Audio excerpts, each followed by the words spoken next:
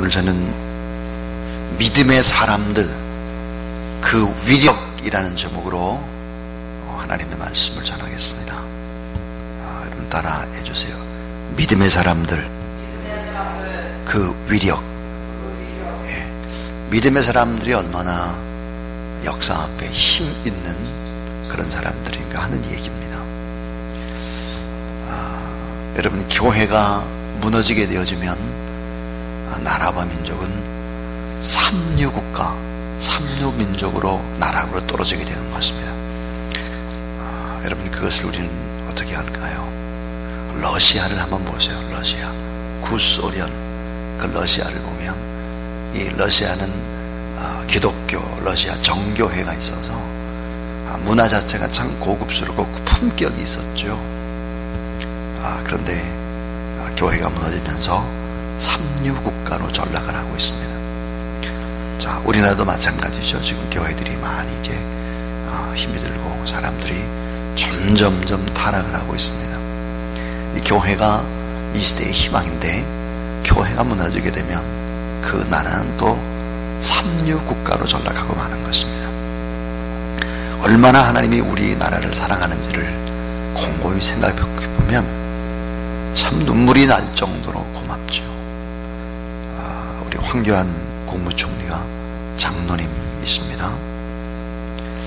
참 어떻게 국무총리가 대부분 다 장로님들이에요. 쭉 역대 보면. 왜 그럴까?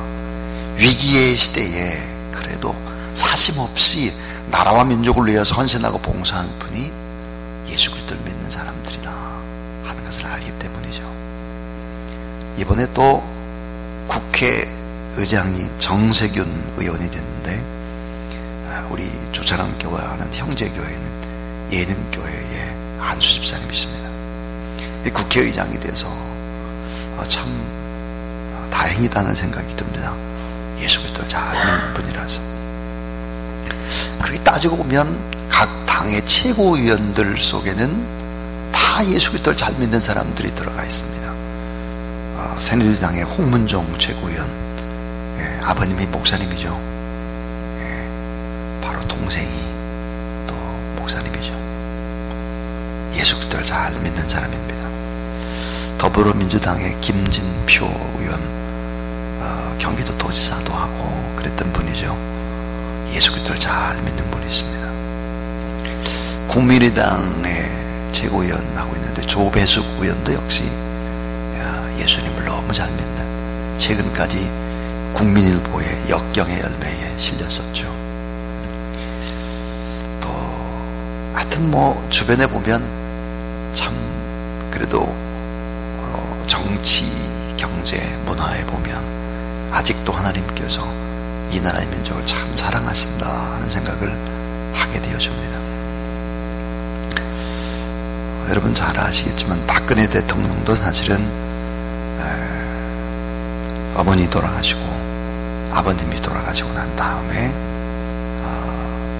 장로의 신학대학의 총장이었던 이종성 박사가 이제 권면을 해가지고 장신대 신대원에 1년을 다녔었죠.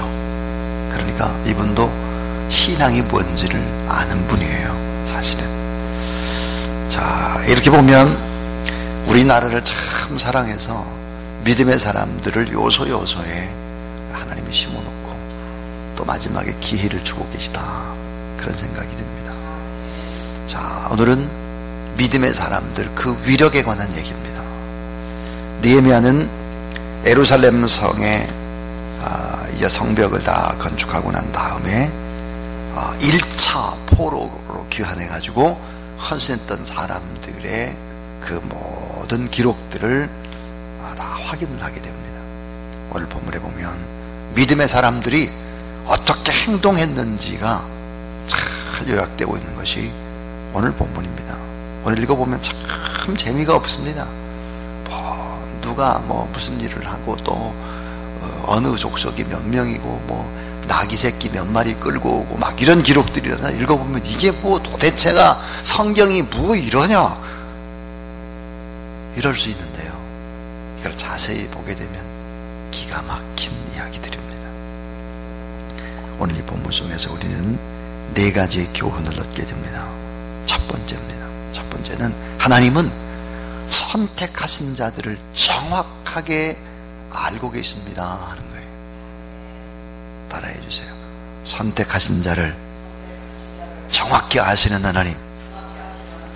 오늘 본문에 보니까 가문의 이름과 기순자들의 숫자들을 다 기록을 합니다. 그 수요를 보면, 그 단위를 보면 적당히 대충 한 것이 아니라 한 명까지도 다 기록을 하고 있습니다. 구체적인 기록, 상세한 기록입니다. 예를 들어서 한 10,000명쯤 될 거야. 12,000명 정도는 되겠지. 아마 한 600명,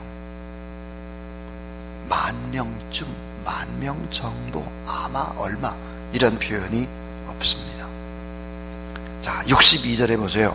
62절에 보니까 642명 이렇게 기록을 했고, 66절에 보니까 온 회중의 그 합계가 42,360명이다. 그 다음 보니까 노비가 7,337명이다. 노래하는 남자와 여자가 245명이다. 그러니까 어때요? 대충 어림잡아서 얼마쯤 그런 것이 아니에요. 정확하게 기록을 하고 있습니다. 하나님은 다 알고 계신 거죠.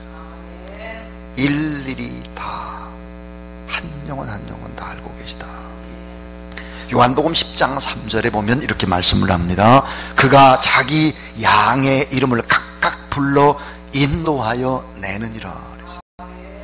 여러분이 우연히 이 자리에 와서 하나님 앞에 예배드리고 있다고 생각하면 안 되고, 하나님이 한 분 한 분 불러내서 오늘 이 자리에 있고 선택해서 이 시대를 살아가게 하는 것이 하나님이시다 하는 걸 믿으시기 바랍니다. 각각 불러 인도하여 내느니라 그랬습니다. 오늘 우리가 조금 전에 찬송했잖아요.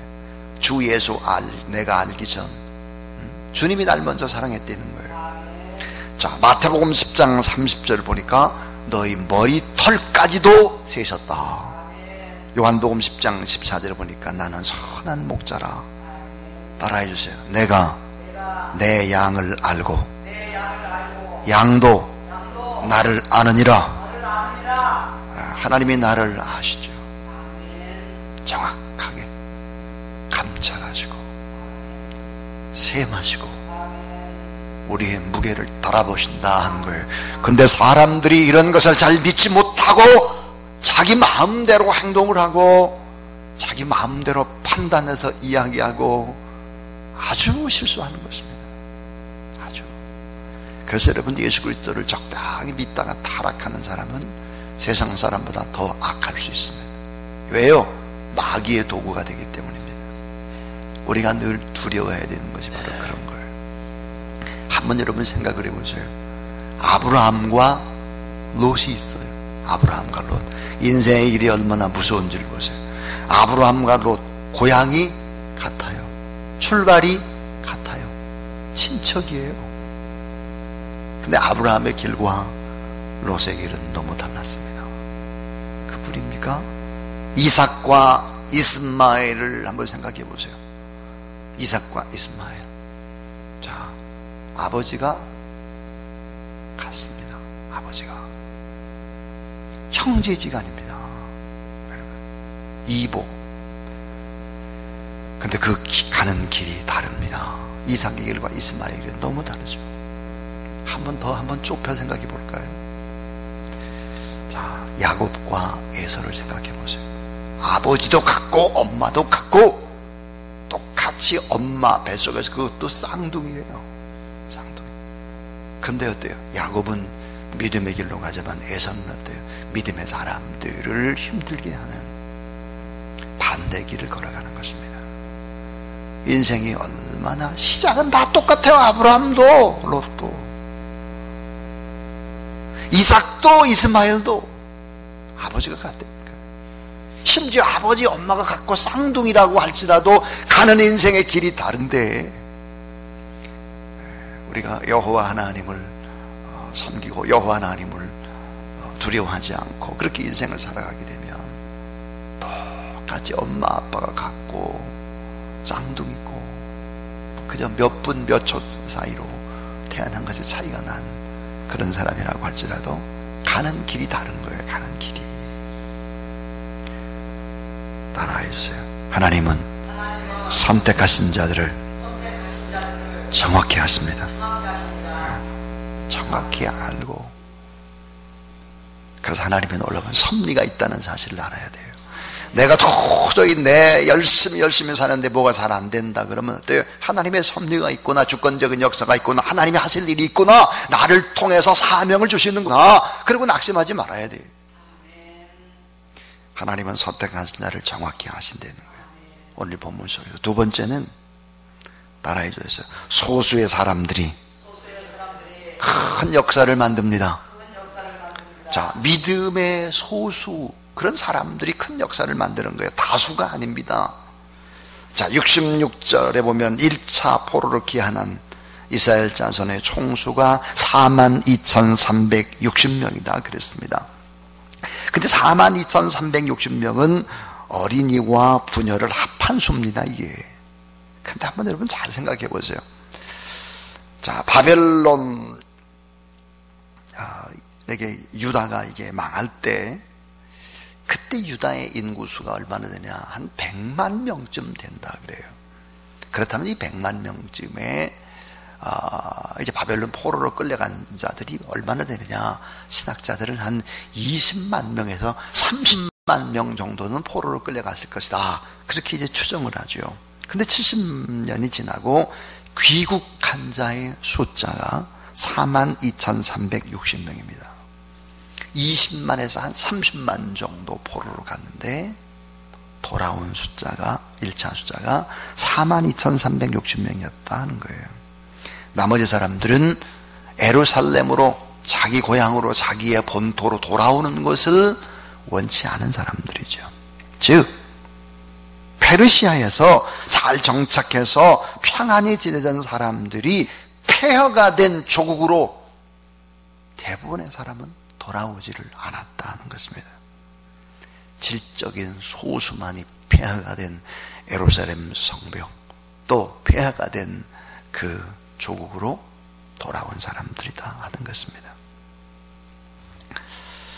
자, 여러분, 많은 숫자보다 훨씬 더 중요한 것이 있습니다. 숫자보다. 그것은 믿음의 사람들, 믿음이 있는 소수가 중요한 것입니다. 여러분이 잘 알지만 가나안 땅을 정탐하러 보냈던 12 족장들, 12 정탐꾼들, 그 가운데 10대 2로 갈라지게 되죠. 10대 2. 그러니까 여호수아와 칼렙은 2입니다. 이건 질적 소수죠. 질적인 소수가 부르짖는 소리가 결국은 어때요?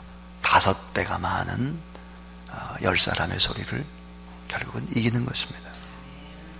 자, 기독교는요, 질적 소수를 요구합니다. 예를 들어서 12제자, 12족장, 11조의 원리라든지 썩는 미랄의 원리라든지 작은 누룩이라든지 겨자씨의 원리라든지 이런 것들이 점점 땅을 부풀고 또 이렇게 점점 늘어나게 하고, 그렇게 하듯이 질적인 소수, 믿음의 소수를 통해서 하나님 위대한 일들을 해나간다 하는 것이죠. 그래서 오늘 본문에 보니까, 자, 믿음을 지킨, 신앙을 지킨 사람들의 계보인 것입니다.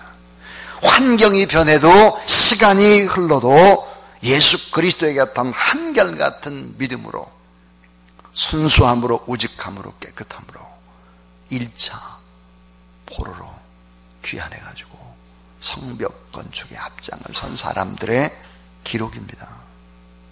그러니까 소수의 사람들이, 그것도 특별히 믿음의 소수가 큰 역사를 만들어낸다 하는 것을 우리는 잊지 말아야 되고, 여러분이 바로 그 믿음의 소수가 될 수 있기를 주님의 이름으로 축원합니다. 세 번째 이야기는 제일 중요한 오늘 하나님의 말씀인데, 자발적인 종들의 섬김이 있었다 하는 것입니다. 이 자발적인 종들의 섬김이 있었다 하는 거예요.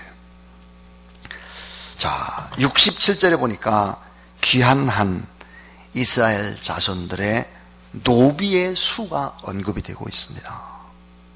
자, 노비, 이스라엘 자손들의 노비가 7,337명이라고 기록을 하고 있고, 노래와 춤으로 주인을 기쁘게 한 종이 245명이 포함되어 있습니다. 참 이상하지 않습니까? 1차 이스라엘의 포로 귀한 자들이 42,360명에 비교한다면 그 노비는 7,337명이니까 6명당 1명꼴입니다. 자, 이 노예들 7,337명의 이 노예들은 과연 누구였을까 하는 것입니다. 이 노예들은 이스라엘 땅에 돌아올 이유가 전혀 없는 노예들이었습니다. 이스라엘 사람들 자체가 바벨론의 포로였기 때문에 페르시아 제국에서는 똑같은 처지였던 것이죠. 노예가 대부분 외국인이었기 때문입니다. 그런데 어때요? 이스라엘 사람들을 따라서 왔다는 거예요. 7,337명이 따라온 것입니다. 여기서 우리는 아주 중요한 단서 하나를 발견하게 됩니다. 그것은 이스라엘의 깊은 신앙과 관계를 맺고 있고, 언약의 백성들과 아름다운 관계를 맺었던 노비들이 이스라엘 백성들이 간다고 하니까 따라온 것입니다. 자, 이것은 무엇을 얘기할까요? 이스라엘 백성들, 선택받은 사람들이 사랑으로 대했다는 거예요. 사랑으로 대하고 섬기고 그들을 귀한 사람으로 여겨줬다는 거예요. 노예라도 가족처럼. 그것이 율법이거든요. 안식일을 쉬게 해줍니다. 뿐만 아니라 할례를 받게 되면 노비라도 축제에 참여할 수 있도록 그런 통로를 열어놓은 것이 바로 율법입니다. 안식년의 소출, 그 안식년 7년에 한 번씩 오는 이 안식년의 소출은 바로 노예의 몫이었습니다. 그러니까 노예라든지 노비들에 대한 배려가 결국은 어때요? 이 바벨론에 있는 사람들과 이스라엘 사람들이 달랐던 거죠. 그러니까 이스라엘 사람들을 따랐던 그 노비들이 함께 예루살렘으로 돌아온 것입니다. 그 숫자가 7,337명이었다 하는 것입니다. 이스라엘에 돌아올 이유가 없었는데 기꺼이 이스라엘 사람들을 따라 들어온 사람들입니다. 너무 중요한 얘기입니다. 이게 우리가 예수 그리스도를 안 믿는 사람들을 정말 사랑으로 대하고 귀히 여겨서 그 사람들에게 감동 감화를 끼쳐야 그들이 어때요? 우리를 따라오는 거예요. 참 너무너무 안타깝게도 우리는 이런 일을 해서는 안 됩니다. 여러분 절대 그런 일을 하는 분들이 아니라고 생각을 하지만 가끔 어떤 분들이 있어요. 예수 그리스도를 믿으면서 너무 인색해. 너무 자기만 알아요. 이런 사람들 주변에 안 믿는 사람이 좋다고 따라 붙을 리가 없어요. 여러분 너무 인색하면 안 됩니다. 많이 좀 이렇게 나누고 베풀고 좀 이렇게 손해보고 섬기고 이렇게 해야지. 너무 똑바로 한다고 해가지고 막 사람들한테 인정머리 없이 이렇게 한다든지 찬바람이 돌게 한다든지 그냥 법으로 합시다 하고 자꾸 따진다든지, 법보다 훨씬 중요한 것이 사랑이고 따뜻한 정 아니겠습니까?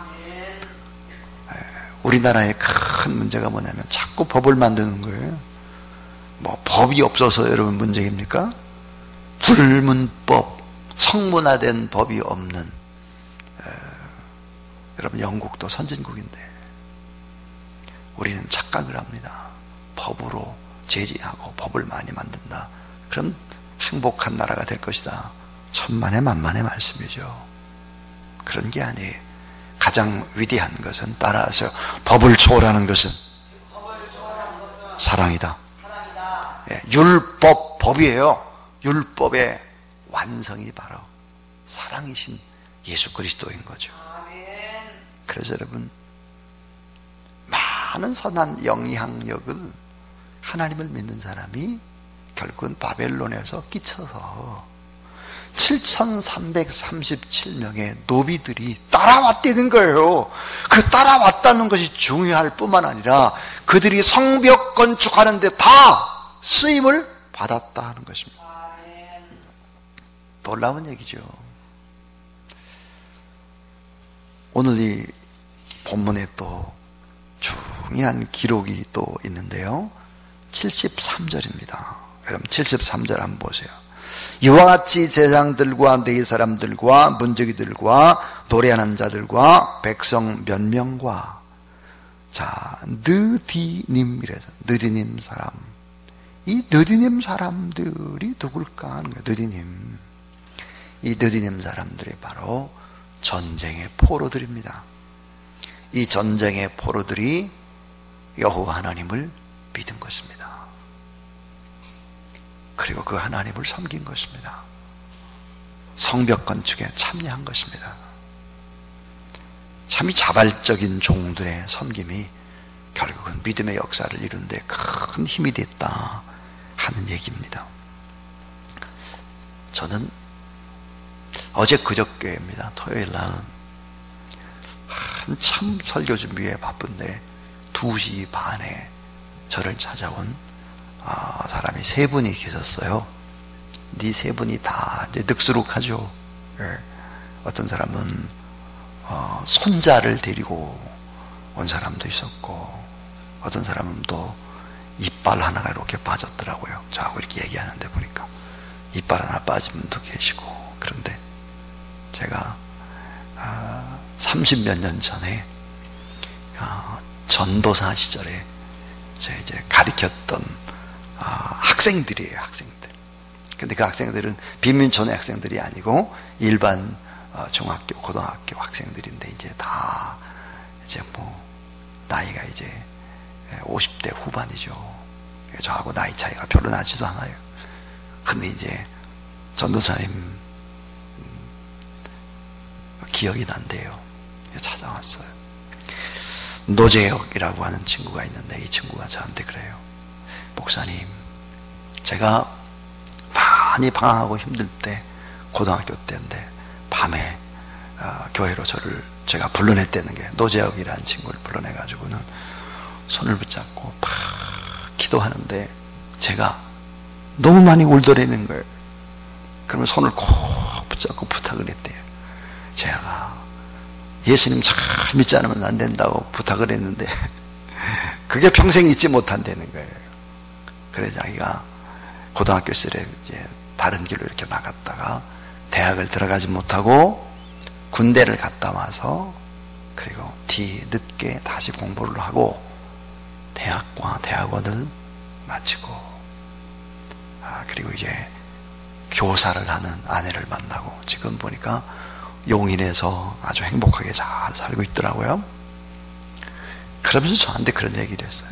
참 고등학교 시절에 많이 빗나가고 절망할 때 내가 막 기도하면서 손을 붙잡고 울던 그런 기억들이 평생 잊혀지지 않는다. 그래가지고는 이제 그때 당시 이제 동기들하고 이제 저를 찾아온 거예요. 저는 모르죠. 다 까먹어가지고 몰라요. 근데 그들이 다 가고 난 다음에 조용히 생각해 보니까 이런 생각이 들었습니다. 인생이라고 하는 것이 그냥 흘러가는 것 같은데 내 기억에는 없는데 다 남아있구나 하는 생각이 들었어요. 정말 한순간 한순간이 너무 중요하구나. 내가 했던 행동과 이런 것들이 다 이게 세상 어느 구석인가 어느 사람의 가슴에 박여서 저들의 잊혀질 수 없는 의미가 되고 있구나 하는 생각이 들면서 겁이 났습니다. 야, 이거 어떻게 할까 이거. 어제 저는 11시 예배를 에덴 교회에 가서 설교를 했습니다. 참 어려운 교회 간 설교를 하는데 눈물이 그렇게 나올 수가 없습니다. 하나님 앞에 너무너무 안타까웠습니다. 사랑하는 여러분, 한날 한날의 삶이 너무 귀합니다. 우리 인생에서 정말 귀합니다. 여러분의 말 한마디가 일평생 그 사람을 살려낼 수 있다는 걸 알아야 돼요. 따뜻하게 손을 한번 잡아주는 거, 눈물로 기도 한번 해준 거, 이런 것들이 사라지는 것이 아니다 하는 거예요. 참 겁이 났습니다. 오늘 본문에 노비들이 기한을 했다 이거예요. 7,337명이 그 노비들을 대했던 하나님의 사람들이 감동을 끼쳤기 때문에 그들이 따라온 것입니다. 이들이 위대한 하나님의 역사에 동참을 했다 하는 것입니다. 자, 따라해 주세요. 마지막 이제 네 번째, 하나님은 오늘도 우리의 공급자, 우리의 인도자. 예. 하나님은 오늘도 공급자요, 인도자라고 하는 사실들을 얘기하고 있습니다. 68절부터 69절에 보니까 이스라엘 자손들이 포로로 귀환할 때 몰고 온 가축의 수가 정확히 기록되고 있습니다. 말이 700마리, 노새가 240, 낙타가 430, 나귀가 6,700, 엄청 많아요. 수많은 목재, 장비, 금, 은 이런 것들 생각해 보세요. 어떻게 포로들이 자기 고향으로 돌아가는데 이런 걸 다 가지고 가도록 허용을 했겠어? 이게 하나님이 하신 일이지. 그래서 하나님은 오늘 또 우리의 공급자요, 인도자요, 보호자인 것을 믿으시기 바랍니다. 여러분, 사람에게 뭐 막 부탁하고 막 뭐 좀 돈을 꿔주세요, 뭘 해주세요 막 이렇게 구차하게 이야기하지 말고 우리의 영원한 공급자가 되셨는 하나님 앞에 기도로 인생의 승부수를 띄우는 그런 여러분이 될 수 있기를 주의 이름으로 축원합니다. 하나님이 능히 모든 은혜를 너에게 넘치게 하시나니 이는 너희로 모든 일이 항상 모든 것이 넉넉하여 모든 착한 일을 넘치게 하려 하심이라 그랬습니다. 모든 은혜를 넘치게 모든 것들을 주시기를 원하시는 하나님 앞에 기도로, 예배로 인생의 승부수를 띄워보라. 하나님은 영원한 공급자다. 포로로 있고 노비로 있던 사람들을 그 재산들을 돌려보내는 것만도 이게 엄청난 일인데 거기에다가 뭐 가축이니 무슨 이런 걸 다 가지고 가라고 할 사람이 세상에 어디 있어요? 하나님이 하시면 이렇게 되는 거죠. 자, 오늘 저는 믿음의 사람들 그 위력이라는 제목으로 설교를 했습니다. 하나님은 선택하신 자를 정확하게 아시고 정확하게 추적하셔서 그 사람을 결국 변화시키시고 하나님의 거룩한 뜻을 이루어 가신다 하는 것이고, 소수의 믿음의 사람들이 큰 역사를 만든다. 이 소수의 믿음의 사람들을 따라서 자발적으로 종들이 따라와가지고 그 대역사에 섬김으로 함께 동참을 했다. 하나님은 오늘도 우리의 영원한 공급자다, 인도자고 보호자다. 이 하나님 앞에 오늘도 여러분 기도하고 그 하나님 의지하며 나가는 인생의 복된 하루가 될 수 있기를 주님의 이름으로 축원합니다.